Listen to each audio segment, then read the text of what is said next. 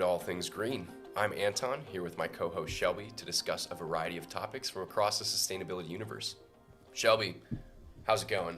Really good. Can I tell you about something dorky that I did recently? Yeah, always. Okay, so recently we experienced the Perseid meteor shower. Are you familiar with this? No. So the Perseid meteor shower happened like in mid-August, and it was very visible here from Northeast Ohio. You don't need any kind of magnification to see it. Okay. Unless you're a glasses wearer, I needed the magnification of my contacts to see it. But you can see it with just your eyes and not a telescope or binoculars or anything.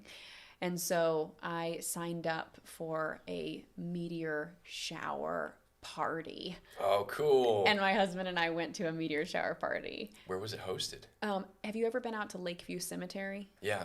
So for those who are not initiated, for the uninitiated, Lakeview Cemetery is this really beautiful cemetery actually here in Cleveland, Ohio, and it's got Rockefeller buried there. Yeah. We've got a president buried there. Yeah. All sorts Which of one? McKinley. I think Garfield too, right? Frick, yeah, it's Garfield, not McKinley. He's from a different part of Ohio. Yeah. Thank you. You quizzed me, and I was wrong. No, that's but okay. still, we got a president, and all sorts of other famous people are buried there, and it's really pretty. They do all sorts of events. Yeah. And so, yeah, they hosted this meteor shower party, and I really liked that as an opportunity to engage with astronomy and being outside. I will say that we didn't actually get the being outside part because it was absolutely pouring rain the night that we went, and so that was like the night you could really see it. But they did bring in astronomers from the Cleveland Natural History Museum, and they talked to us about the phases of the moon, and they showed us a demonstration of making comets out of dry ice, and I got to hold little meteorites in my hand. No way. Real ones From outer space. from outer space that fell to the ground, and That's they had wild. them in the possession of the museum, so they let us hold them. They were extremely dense. It was like maybe the size of 2 apples squished together, and holding it felt more like holding, well, a lot more than 2 apples. It was Yeah. quite heavy, like maybe a 8-pound dumbbell kind of thing. No kidding. I guess if I'm describing it by the poundage, I should just say it felt like holding about 8 pounds, but you know what I mean? Something that's pretty compact, but very Yeah, heavy. you work out. It's fine. That's right. So anyway, I just had to tell you about that and put just a shout out there for you or any of our listeners that there are all sorts of community events, especially in cities, where you can enjoy being outside, learning a little bit about the planet, and a lot of times they're free or low cost and family friendly. So that was one of my ways of engaging with the planet this month. That is super dope, Shelby. Yeah. And a little dorky. No, I mean, whatever. All right, cool. I'll take it. Thanks for listening to my meteor shower Yeah, story. absolutely.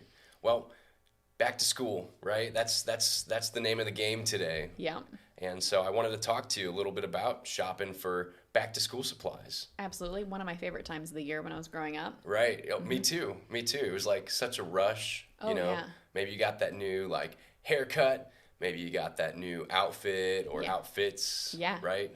So I was growing all the time, so I always needed something new. Yeah. Well, I'm here to say back to school shopping is somewhat unsustainable, but we can make it more sustainable, Shelby. Okay, that's Isn't really that exciting? It's very exciting, and I knew you were going to take it here, where you were going to say, "Do you love this thing? Let's crush it." But hopefully, hopefully we've got some sustainable solutions so we can still Yeah. enjoy back to school in a way that's better for the planet. Absolutely. I was kind of curious, like how many backpacks do you remember going through like year after year? Like, I would guesstimate that I got a new backpack every couple of years. Yeah. I knew people who went through them much more quickly. I also knew people who used the same backpack for basically the whole time. Yeah. But yeah, we definitely recycled them. That's good, yeah. I always got the ones that had my initials on the back. That's cute. What about you? Yeah. Well, I just want to mention you were like a firstborn too, right? So Yes. like you also had, you know, all those new backpacks. I think I got some hand-me-downs luckily because I was like the middle child. So like I got Nick, my older brother's backpacks here and there. Did they say Nick on them? I don't think so. I think it said JanSport or something. I don't know who JanSport was, but yeah. But we did get a few different backpacks. But looking back on it now, I was kind of curious, like maybe we don't need a new backpack every year. You know, maybe like a nice quality backpack would be cool. But then also, adding something new every year to just kind of refresh and add another maybe milestone to another year of school. Like what? What would you add to your backpack to show your years of elementary school you've attained? Yeah. So I was kicking this idea around with one of our producers, and she's like, yo, what if you just do like patches on the backpack? And I'd be like, that's so cool. Because like, how cool is it to have like something new, cumulative every year, like showing like what you've been through? It gives that backpack a lot of character. And yet the backpack remains the same. Yeah.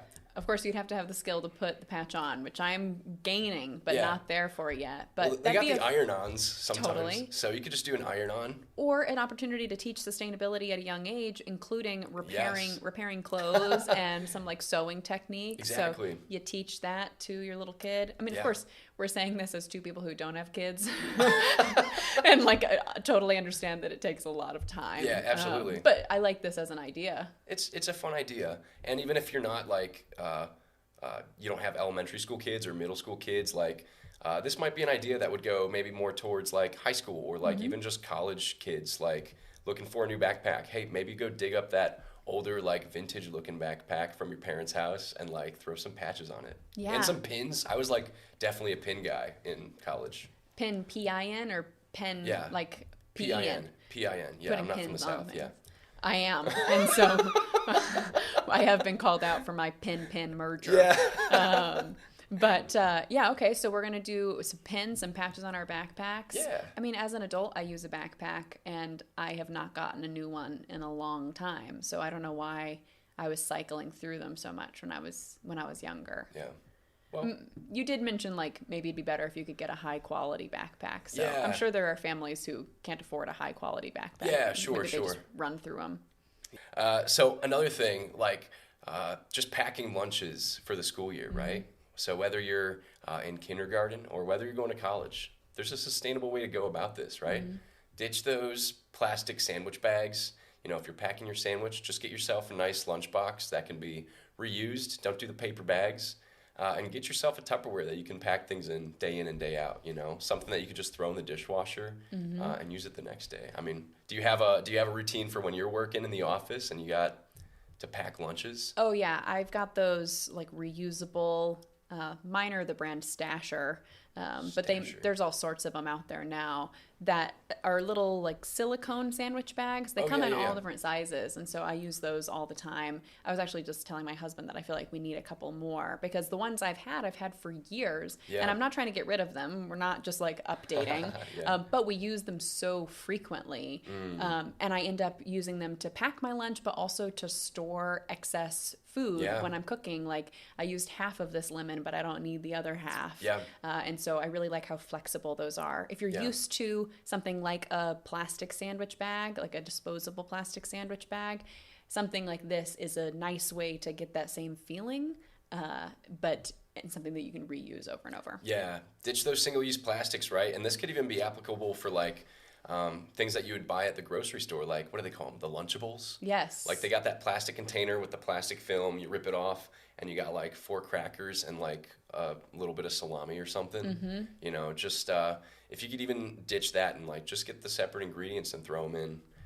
There is a convenience factor to the pre-packed lunches, but you're also buying into the single-use plastics that way as well. Absolutely. Everything is about weighing our options. And so for you and me who don't have kids and are packing our lunches, maybe we have a little more time. That is one option that we can take to make our lunch a little more sustainable. Maybe in a different family, the necessity is going to require something that is as convenient as possible, but you make changes in other ways. So we're just throwing out ideas here. 100 emoji.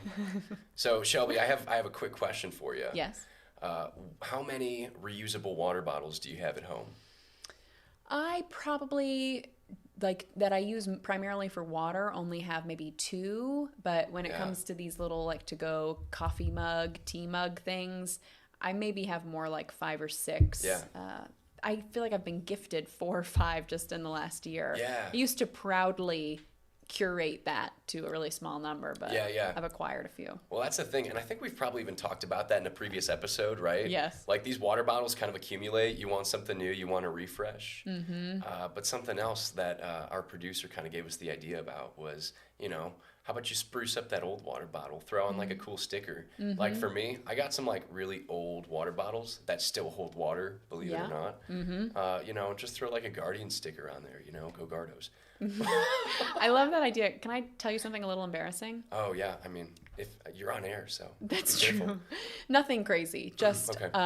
that mindset of like wanting something new and a way that it cropped up for me. Yeah. We had a contractor working on our house recently and offered him some water because it was a hot day. Yeah. We put it in a reusable water bottle and let him keep it while he was walking around doing some stuff around the house. And when he left, my husband said, "Oh man, I'm so sorry. I think I accidentally gave your water bottle away. I think he took it with him." And my first thought was, "Oh my God, I get to get a new one." Which is so, actually he didn't. The contractor gave it back to us. Thanks, contractor. Really, thank you. But I just wanted to say that to point out that we understand that feeling of wanting something new. I thought mine was pretty banged up. It's like a metal one, so it's been really dented. It doesn't really stand straight anymore.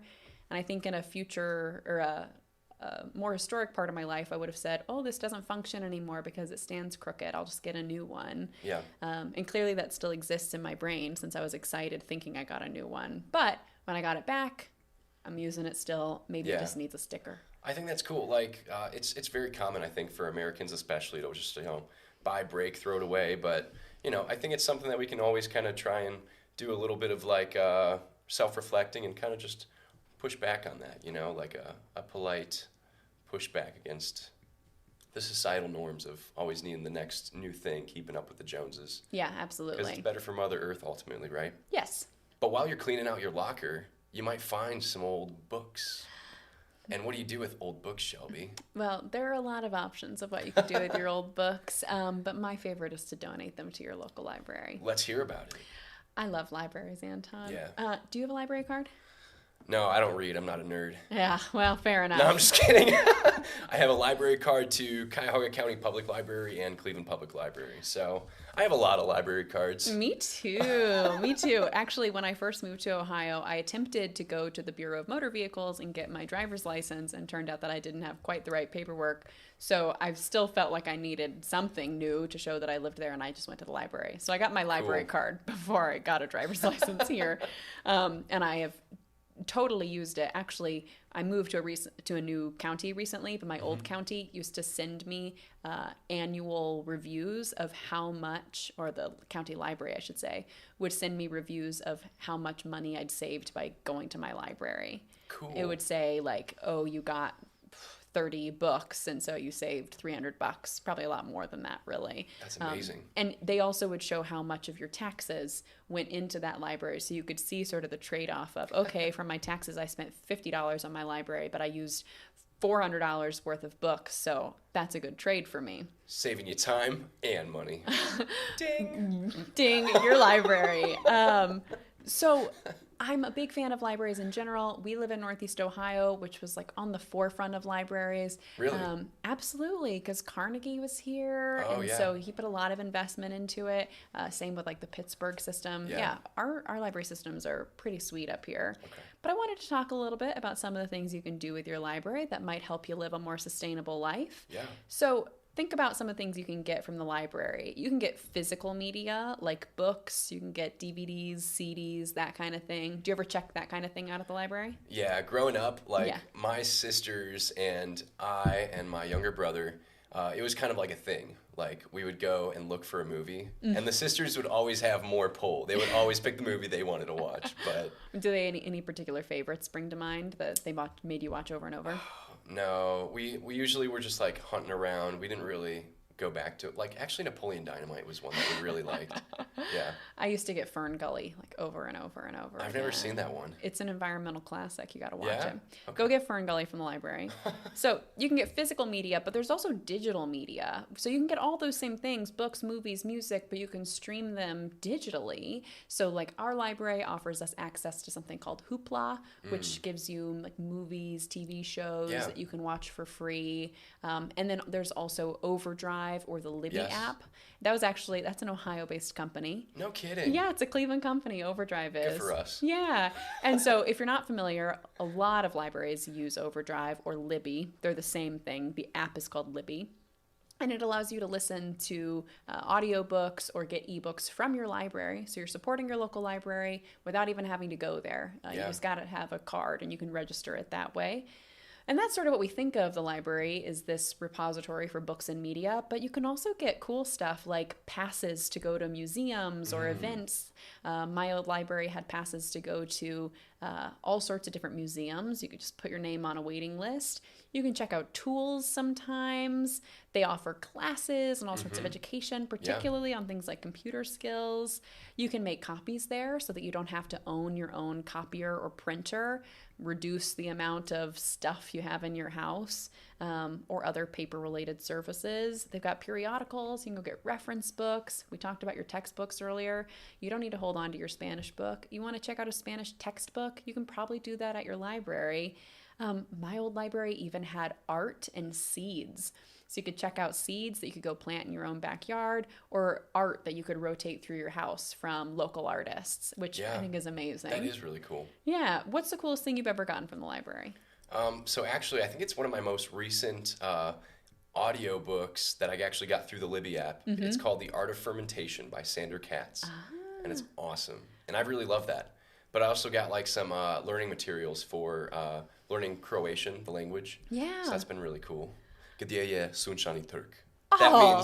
That means where is Sunčani Town Square? I love it. So see, you are just as much of a nerd as I am. Yeah, You're using your library all the time. Also, Cleveland Public Library offers like these really dope classes like for free, just online. So I took a personal finance class, and I actually also learned WordPress like through their classes, like just for free. Yeah, just absolutely. like a 6-week class. It was like so dope. Yes. Like, why wouldn't you learn that and like put it on your LinkedIn or something? Absolutely. You know, that's like awesome. So libraries are sustainable for your pocketbook because those classes are probably worth a lot of money if you were to pay for them. But of course, they can be more sustainable for the planet because instead of every single person having to buy that new bestseller and keep it on their shelves, we're all sharing it. And I will come straight out and say that I absolutely still buy new books. I feel like buying books is a different hobby from reading books. I love the way that books make my home feel warm and inviting. Yeah. But I read a lot. And so I can't go get 60 new books a year and feel like I'm living a sustainable lifestyle for my wallet or for the planet. I know that. Yeah, I know it. And so if I can get half those books even, and really I know I get a lot more than that from the library, then I love the idea that I'm reducing my impact a little. Yeah, I love that. We've talked about ways that libraries can be more sustainable for us, but libraries are still huge organizations, and huge organizations do tend to create waste. You know, they still need to run reports. They're still using paper. They're still using energy, all of that. Yeah. So there is a thing called the Sustainable Libraries Initiative. Okay. It started in 2014 and was founded under the New York Library Association. And I'm going to quote their website, their kind of mission. They provide library leaders with a tested, structured path forward to increase your library's commitment to environmental stewardship, economic feasibility, and social equity. Wow. Yeah, so they're thinking about sustainability with this sort of intersectional lens. As it should be, yeah. Absolutely. Yeah. And they talk about things like how libraries can offer education around environmental issues, what kind of books they can make sure that they have in their collection that represent those issues well, how libraries use energy and how they can use cleaner energy, how they manage their waste and recycling. Books do fall apart and they're not always salvageable. So what do you do with the pages of a book, the binding of a book that's fallen apart? How they do their purchasing, transportation. I know my library is part of a system, and so if they don't have a book at my branch, I can request it from another branch, and they'll ship it on over for me. So what kind of vehicle is that being shipped in? Are we taking sustainable routes to reduce the amount of carbon emissions? the way that libraries use land, especially when we think about how they're built up on the land for permeable surfaces or impermeable surfaces, or the stewardship of that land. You're speaking my language right now. Absolutely. And also how they use things like water. Libraries also host lots of events. They're a place that people convene. They're places that unhoused people will spend their days. They're important parts of our community. And so, yeah, absolutely. Got to have some water in there for people to take advantage of. So how are we sourcing that? How are we using it well? Yeah. So I want to challenge folks to look into whether their library has taken up the Sustainable Libraries Initiative. If not, maybe their library doesn't know about it or hasn't had the capacity to do it. Can you volunteer? Can you donate to your library? Can you push them, talk to your library board about taking the initiative? Or even think about ways that at your individual branch or library, you can think about how you're using the library to live a more sustainable life for yourself. So get yourself a library card and talk to the librarians. Do you remember going to the library as like a kid, like your like school library? Absolutely. I loved the school library. One of our, like special classes was always going to the library, learning how to use it. Yeah. One of the big images of like school that I get is those big yellow school buses, right? Absolutely. I feel like nothing represents school more than those big yellow school buses. I took them to school. Did you? Yeah, I did. Yes. Actually, it's funny. Like, not every school district has those. Like Lakewood, they don't have buses. Oh. Which is crazy. Do people just have to be driven to school? They walk. Oh, they walk to school. Well, so walkable. That's great too. Yeah. Both ways uphill. There are things called the walking school buses, which is like a public health initiative that helps kids walk to school together. So it's like exercise, that's so good. Environmental stewardship, but also safety. But I think you're talking about real physical school buses. I'm talking about physical school buses. These big yellow school buses are actually starting to go green. Yellow to green. Yellow to green. So there's kind of this push to turn these big yellow school buses from these big diesel guzzling vehicles to electric. So that's kind of it's going to frame the conversation here. Yeah. So in 2018, a report by U.S. PIRG Education Fund found that switching U.S. school buses from diesel to electric would cut emissions by 5.3 million tons. And that's like the equivalent of taking 1 million cars off the road. That's amazing. Which is like really cool, right? I think we got to see some more electric school buses. Yeah. Not everybody can walk to school. North Royalton, I could not have walked to school. It's too sprawling. There's a lot of other like suburbs and exurbs that are planned that way that kids can't walk to school. Absolutely. And kids don't have control over where they live, so we need to give them sustainable options. Yeah. So being a great way to cut emissions, the EPA is actually already helping out with this initiative. They are awarding to grants with money earmarked in the bipartisan infrastructure law to have $5 billion distributed to school districts around the country over the next 5 years. I love this idea. So yeah, it's really cool. So this year, 389 school districts are receiving about 2,400 electric school buses. So that's already making a dent of like 1,800 cars off the road by just donating these vehicles to school districts. And every little bit counts. Every little bit counts. And over the next, 4 years or so, that's only going to pick up more. So 6 of these districts actually happen to be in Ohio, which is really cool. And some of the superintendents have said it just made sense for us to apply to this grant. The maintenance of these old diesel buses and the fuel, because diesel's expensive, it's a pretty penny. It's just so much cheaper to switch to the electric bus. So it's saving school districts money, it's helping the environment, but there is a drawback. We actually see that these electric buses are over 3 times more expensive than diesel buses. And so really the only way any school district in the U.S. is going to get their hands on this is through the grants program.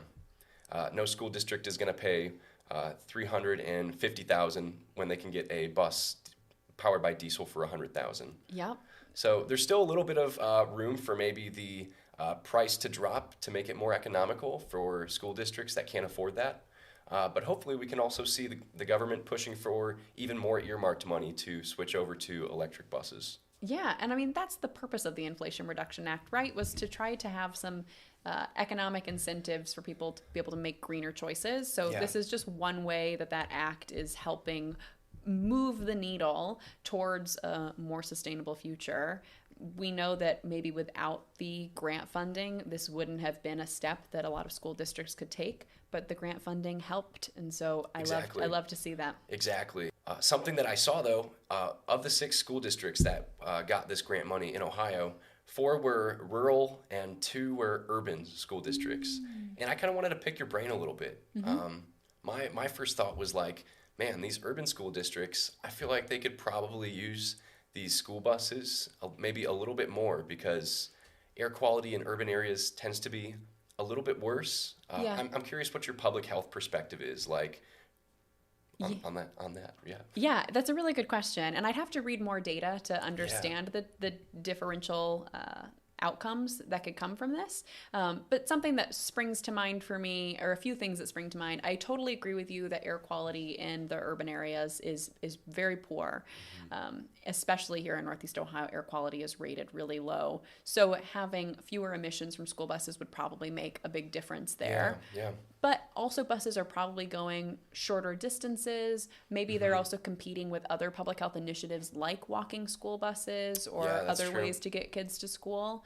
I could also see the government taking an equity approach of saying that maybe, I don't know this for sure, I'm just imagining, it could be that there's a certain percentage that are sort of earmarked for urban versus suburban versus rural communities. And rural kids might be going much further to get to school. Yeah. So just some ideas of why it might be like that, but I love that you're thinking about these intersections. Well, I think I totally agree with you. The 2 urban districts that got it was Toledo's public school district, and then there was another district inside Columbus, Ohio, which wasn't their public school district or their municipal school district, but just a school district.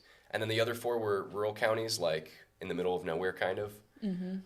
So that's kind of interesting. There's kind of like a 1/3 urban, a 2/3 rural.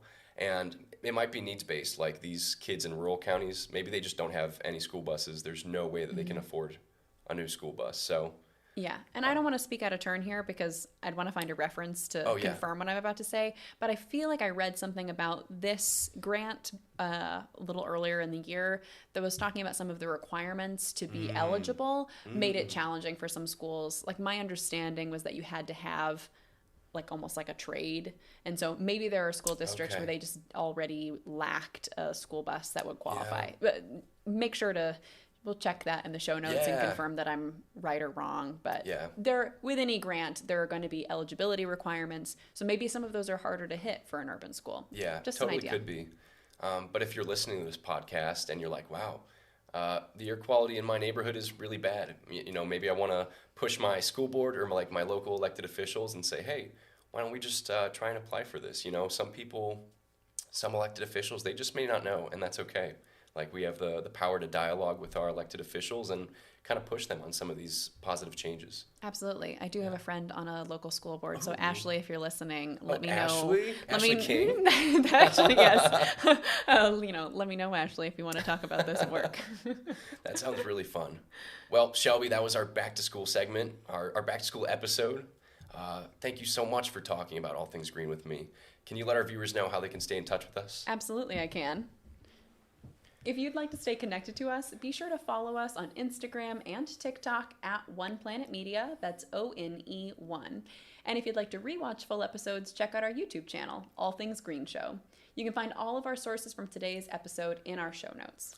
We'll be back at the same time next week. Thank you so much for being a part of the global sustainability movement.